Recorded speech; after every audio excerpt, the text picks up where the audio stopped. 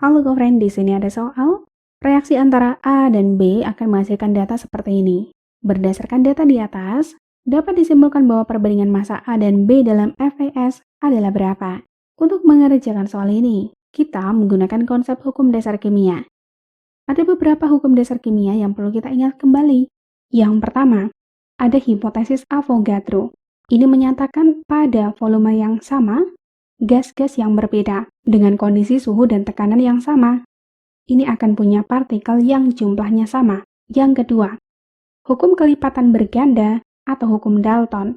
Kalau kita punya dua unsur yang bisa membentuk lebih dari satu senyawa, di mana massa salah satu unsur dibuat tetap, maka perbandingan massa unsur yang lain dalam senyawa-senyawa tersebut adalah bilangan bulat dan sederhana. Hukum yang ketiga adalah hukum kekekalan massa atau Lavoisier. Ini menyatakan bahwa pada ruang tertutup, massa zat sebelum reaksi akan sama dengan setelah reaksi.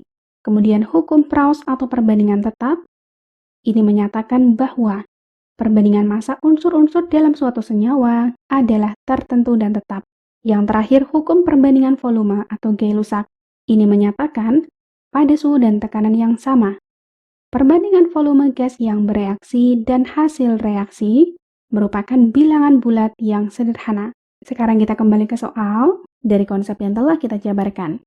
Di sini, kita menggunakan konsep hukum Lavoisier dan hukum Proust, di mana massa zat sebelum reaksi akan sama dengan massa zat setelah reaksi, dan perbandingan massa unsur-unsur yang membentuk suatu senyawa adalah tertentu dan tetap. Sekarang kita cek kondisi pertama.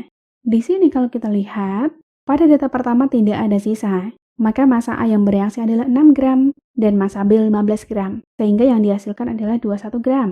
Ini kondisi pertama. Kondisi kedua, ternyata sisa 2 gram dari B, maka massa A yang bereaksi 12 gram dan massa B yang bereaksi adalah 32 dikurangi 2 gram, yaitu 30 gram, sehingga massa AB adalah 12 ditambah 30, yaitu 42. Maka perbandingan massa A dan B berarti kan 6 banding 15, atau 12 banding 30. Nah, ini kalau kita sederhanakan, berarti menjadi 2 banding 5. Ini kesimpulan jawabannya. Berarti jawaban yang tepat adalah yang E. Terima kasih, sampai jumpa di pertanyaan selanjutnya.